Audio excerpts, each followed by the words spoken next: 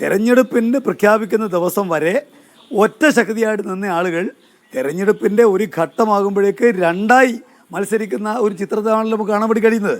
കോൺഗ്രസ്സിന് ഇതുപോലെ ഒരു ഗുരുതരമായിട്ടുള്ള അവസ്ഥ മറ്റൊരു സന്ദർഭത്തിൽ ഉണ്ടായിട്ടില്ല. ഒന്നായ നിന്നയിക രണ്ടെന്നു കണ്ടളവിൽ ഉണ്ടായ ഒരു ഇണ്ടൽ എന്ന് പറഞ്ഞ പോലെ അൻവറിൻ്റെ പേര് പോലും പറയാൻ ഭയക്കുന്ന ഒരു UDF നേതൃത്വത്തെയാണല്ലോ കാണാൻ വേണ്ടി കഴിയുന്നത്. എന്നാൽ അതെന്തുകൊണ്ടാണ്? ഇപ്പോൾ ഇന്നലെയും ഈ തീരുമാനമെടുക്കുന്നതിന് 24 മണിക്കൂർ മുമ്പും കോൺഗ്രസിൻ്റെ നേതാവ് അർദ്ധരാത്രി അൻവറിൻ്റെ വീട്ടിൽ തലയിൽ മുണ്ടിട്ട് പോയി നടത്തിയ ചർച്ച നമ്മളെല്ലാം കണ്ടതാണ്. ഏറ്റവും ഒടുവിലത്തെ ദിവസങ്ങളിലും അൻവറിന് അനുകൂലമായിട്ട് രമേശ് ചെന്നിത്തലയും സുധാകരൻ അടക്കമുള്ള ആളുകൾ പറയുന്നില്ല നമ്മൾ കേട്ടിട്ടുള്ളതാണ്. അപ്പോൾ അവസാന നിമിഷം വരെ ചാക്കിട്ട് പിടിക്കാൻ ശ്രമിച്ചിട്ട് സാധിക്കാതെ ഇപ്പോൾ രണ്ടായി മത്സരിക്കേണ്ട ഗതികേടിൽ നിൽക്കുമ്പോഴാണ് അൻവറിൻ്റെ പേര് പറയാൻ ധൈര്യമില്ലാത്തത്. അതുകൊണ്ട് അൻവർ എന്ന് പറയും, ഞങ്ങളെ സംബന്ധിച്ച് ഞങ്ങളുടെ നിലപാടുകൾ വ്യക്തമാക്കിയിട്ടുണ്ട്. അൻവറിനെ പുറത്താക്കേണ്ടി വന്ന സാഹചര്യം എന്താണ് എന്നുള്ളത് കേരളത്തോട് ഞങ്ങൾ പറഞ്ഞിട്ടുണ്ട്. അതിനുശേഷം അൻവറിൻ്റെ പേര് ഞങ്ങളുടെ സംസ്ഥാന സെക്രട്ടറി MV ഗോവിന്ദമായിട്ട് പറഞ്ഞ പോലെ ഞങ്ങൾ പരാമർശിച്ചിട്ടേ ഇല്ല. അൻവർ ഞങ്ങളുടെ വിഷയമായിരുന്നില്ല. ഈ ദിവസങ്ങളെല്ലാം തന്നെ അത് കോൺഗ്രസിന്റെ വിഷയമാണ്.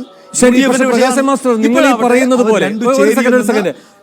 പറയുന്നത് പോലെ നിങ്ങൾ കണ്ടെത്തിയ അൻവറുമായി ബന്ധപ്പെട്ട കറിവേപ്പില സിദ്ധാന്തമില്ലേ, അത് നിങ്ങൾക്ക് ശേഷം ഇപ്പോൾ UDF ഉപയോഗിക്കുകയാണ്.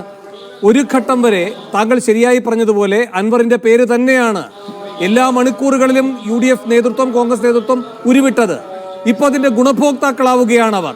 അതിനി അവർക്ക് ആദ്യം ഒഴിവാക്കേണ്ടത് അൻവറിനെ അതുൾപ്പെടെ ചെയ്തിരിക്കുകയാണ്. നിങ്ങളുടെ കറിവേപ്പില സിദ്ധാന്തമാണ്, നിങ്ങൾ പഠിപ്പിച്ചു കൊടുത്തതാണ് നിലമ്പൂരിൽ നിങ്ങൾക്കെതിരെ പയറ്റാൻ പോകുന്നത്.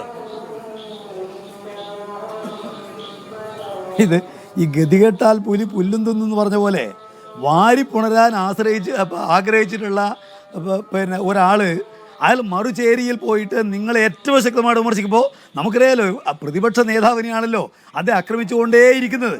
അങ്ങനെ ആക്രമിക്കപ്പെടുന്ന ഒരു സമയത്ത് പിന്നെ എങ്ങനെയാണ് അവർക്ക് അദ്ദേഹത്തിന് പേര് പറയാൻ വേണ്ടി കഴിയുക? അപ്പോൾ അതുകൊണ്ട് അൻവറിൻ്റെ പേരവർ പറയാതിരിക്കുന്നത് ഗതികേട് കൊണ്ടാണ്.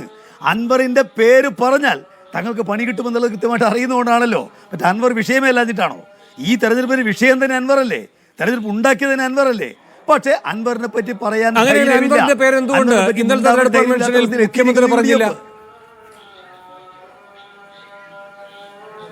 അല്ല, ഞങ്ങൾ ആ സബ്ജക്റ്റ് പറഞ്ഞിട്ടുണ്ട്.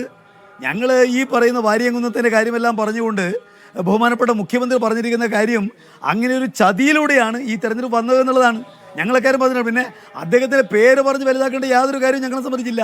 കാരണം അദ്ദേഹം ഞങ്ങളുടെ എന്തെങ്കിലും തെരഞ്ഞെടുപ്പിനെ ഗുണത്തെ ബാധിക്കാൻ ഒരു കാരണവശാലും സാധ്യതയുള്ള ഒരാളെ